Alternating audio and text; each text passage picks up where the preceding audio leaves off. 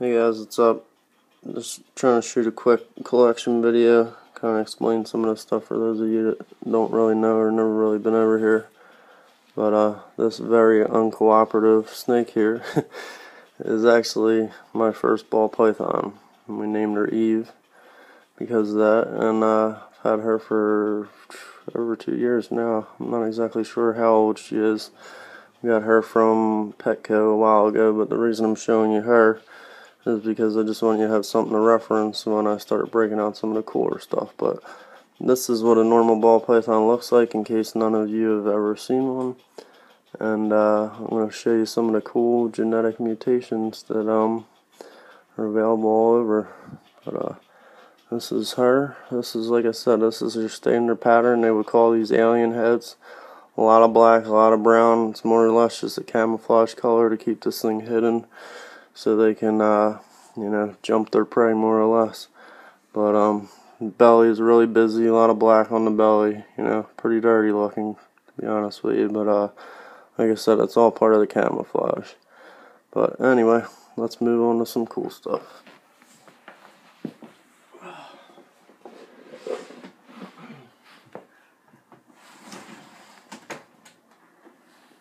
This right here is going to be my fire ball python. Fire is its own individual mutation, but compared to a normal, they're much lighter. When they come out as babies, they can actually be very similar to a normal. A lot of their color doesn't come in until they get a little bit older, but you get this real nice golden, and tan and khaki tan all up and down them. I mean, she's changed over and over. Every couple months or so, I feel like I'm looking at a different snake. I really like her because she's got this real nice long stripe down her. It goes from her head down, but her head's got a really, really nice light head on it, and nice light color. She's very bright for a fire, at least for the fires I've seen.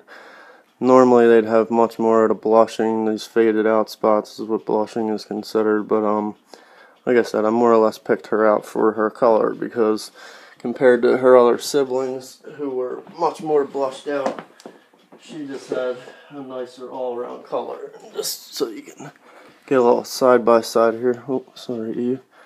That is Eve once again, the normal, who's trying to run for her life, and that's the fire. And a fire is actually a leucistic making snake, which would be a white snake. When you mix two fires together, you'll get a basically all white snake with some yellows. But anyway, we're going to move on now to my Pastel, if I can find her.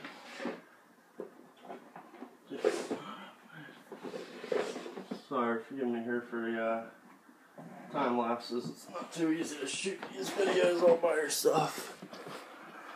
But this would be a Pastel.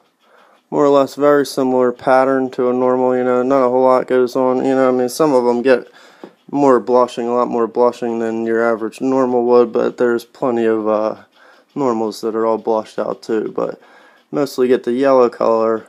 Nice clean white belly, no specks like the normals have, and even the fire. I don't know if I showed the fire's belly. Her belly's clean too. This is another female. Her name's Bree, named after my beautiful sister Bree, who helped me get it. But yeah, they're one of the original mutations that came out, but a very beautiful snake.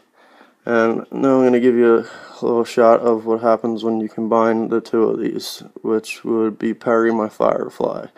So this next one's going to be a fire and a Pastel combined together.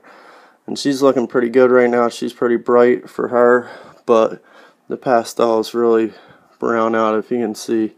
I mean, it goes from, that nice bright yellow down the bottom up to this like kind of faded out brownish color, which just happens. I mean, everything gets uglier with age for the most part.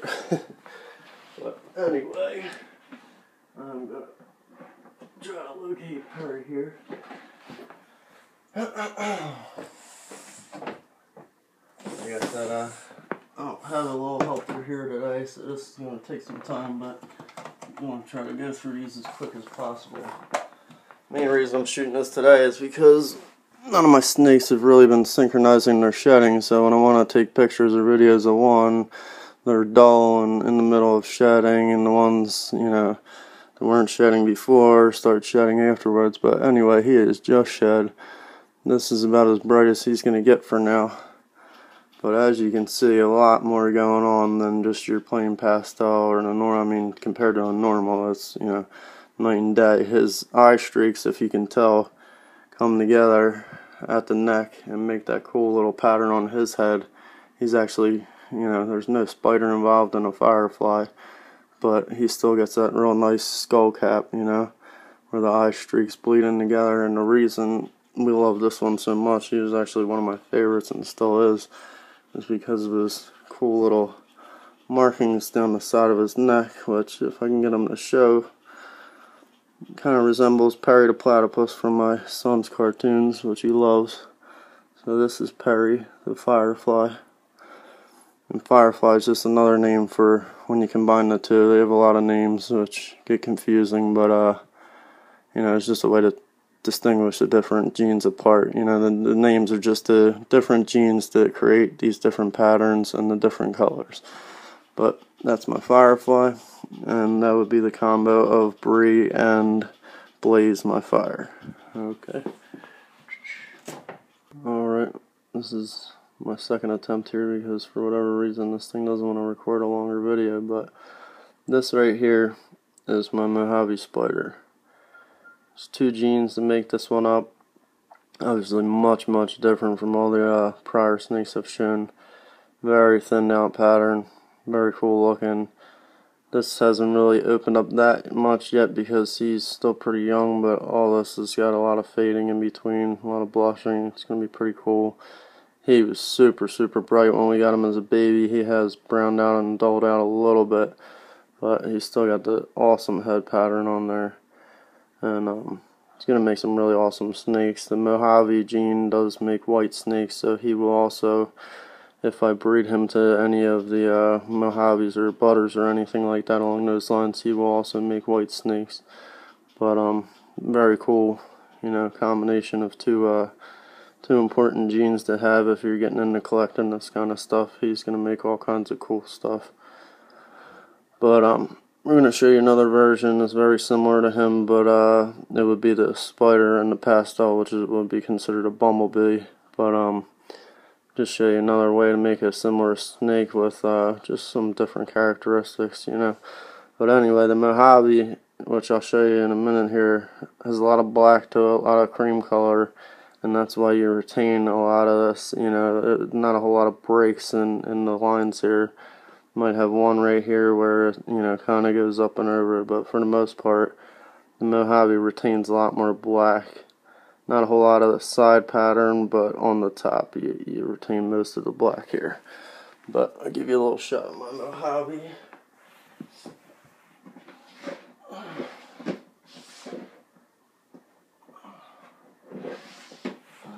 Once again, I'm sorry. It's not very easy to do this all by yourself sometimes. But he just ate a pretty big meal, so I'm not going to keep him out long, but not today, yesterday. But anyway, this would be a Mojave.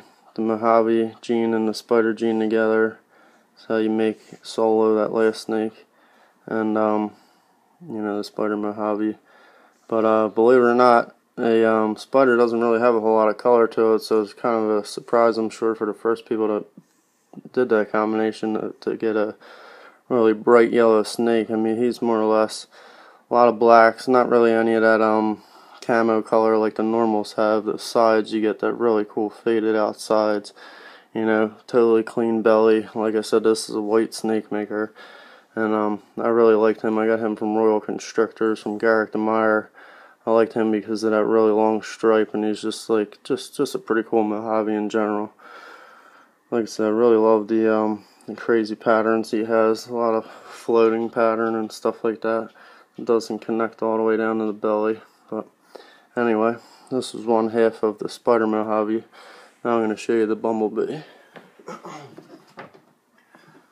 Which, like I said, all these names, well, at least most of them, I have names for my snakes, but most of these names I didn't come up with. They're just names for the genes, different ways of telling them apart. But this is a similar snake, but like I said, you get a lot more breaks. You get a lot more where the color just stretches up and over. You know, there's not that connecting line all the way down. I mean, there's plenty of areas where there's actually not. You know, the black bands are thicker. He is a bigger snake, but even, you know, pound for pound, I would say the bumblebees have, you know, bigger, wider lines, but just less, you know, more of these areas that are just wide open with the color. And with the Mojave, you don't get so much of the white belly, the white sides of the belly, you know, here. It's pretty awesome. I mean, when he was a baby, he was almost like a pinkish color, and then, you know, the yellows came in, and now he's kind of browning out a little bit, but still a very beautiful snake. And I love his head. I mean, he, compared to his, I had a chance to buy him or another one. There was a sibling when I bought him, but he looks so much better than his sibling. But it's one of my originals, one of my favorites. You know, always be a favorite of mine. But probably not going to use him much this year because I got some stuff to replace him as far as breeding. But he is definitely one of my favorite snakes. But anyway, this would be the Pastel gene and the spider gene combined. Alright, so no Mojave here. But anyway, moving on.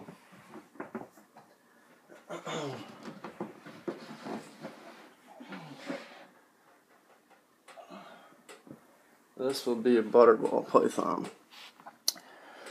There's butters and then there's lessers that are very similar mutations, almost the same. I mean, there's butters that look like lessers and vice versa, but you get a little bit different of a color from a fire. It's more, I don't know, I guess I'd say more tan, and when they're babies they actually have a lot of yellow to them. Mine's faded away a little bit to more of a, you know, more of tans and stuff, but I mean, especially in sunlight, I mean, none of these cameras ever picked these colors up too well, but definitely still some yellows in the sides, and I just love that melted pattern on the side. No real spots, not a whole lot of spots at least in the alien head shapes, and they're actually not even the same shapes as a lot of the other snakes. You don't get very many of your conventional alien heads. You know, I got one eye over there.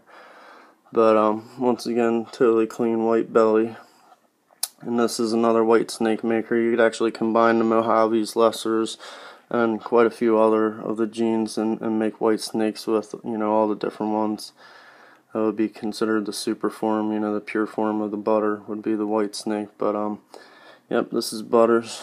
She is a feisty one. I mean, she might not be doing it now, but she's the last one that took a chomp out of me, and she is definitely a biter when she wants to. But yeah, anyway, just another pretty cool mutation. This is just one gene, like I said. It's just a butter. That's the name of the gene itself. But does so much cool stuff, especially when you start mixing pastel and other colorful genes in with it.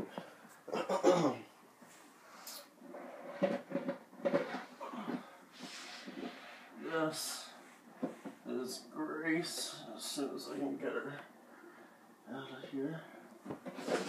Grace is a spinner. She would be a pinstripe and a spider combined. Now when you combine the pinstripe and the spider, you kind of lose that head pattern. I mean, she might have a little bit of an outline of it, but more or less just a solid colored head. But the whole idea is, you know, obviously not a colorful snake, but you reduce the black down to almost nothing. I mean, she's almost patternless. Still get some of the white, you know, and the acidy look, like almost like somebody melted the colors off of her. I can't really get her to roll on her belly. There you go. But yeah, just a really cool. I mean, if you want to eliminate pattern and you breed this to some of the colorful snakes, and you get, you know, all color more or less. I mean, all this in between area is going to be color. You know, the black's about, you know, the only other thing you're going to see on there besides whatever color, yellow, whatever you get in there. But that is a spinner. She came from BHB Reptiles, and I love doing business with them. They're a very good company. I had a little bit of issues shipping her out here, but that wasn't their fault at all. The plane couldn't take off for whatever reason, and that's where she got her name Grace, because we didn't think she was going to make it. We pulled her out, and she was almost half dead, and thank God she was healthy before they shipped her, obviously, or she probably wouldn't have made it. So, thanks Brian, and all you guys over at BHB. Now, since we're running a little late on time here, a little bit longer than I wanted to go, I'm going to break out my new favorite, and probably going to be one of my all-time favorites, my Coral Glow that I just got at the Oaks Reptile Show. And this thing is actually in shed, so it's much duller than it should be. I mean, I don't know how much brighter it's going to get. I did get to see some of the siblings of this thing, but just awesome colors. I mean, everything that's going to happen with these guys over the next couple of years is just going to be incredible. I'm going to breed it to almost everything I have and try to get as many. Actually, I'm sorry, I don't know if I called this a banana, but this was sold to me as a Coral Glow. Basically the same gene, but I don't want to mix everybody up. It was sold to me as a Coral Glow, so I'm going to call it a Coral Glow. But anyway, this is without a doubt one of the most beautiful, beautiful single gene snakes I've ever seen in my life. This is just one thing. And, you know, it'll reproduce itself. It's a codominant trait, so if I breed this to any one of my normals, any one of my snakes, I will get more of these and more combinations of them. And, I don't know, man. I'm just speechless whenever I take this thing out. It's almost hard to sit here and talk about it because it's just so awesome looking. And very healthy. Ate 2 meals already. It's only been home for a week and a half, and I already got 2 meals in it, so I'm excited. But can't wait till it grows up and makes some babies for me. But anyway, that's my collection of ball pythons for now. Any of you guys, at least that know me personally, can come over anytime you want and check them all out. And quite a few of these are for sale right now, and I'll have more for sale this upcoming year. But thanks for watching, man. Have a good day.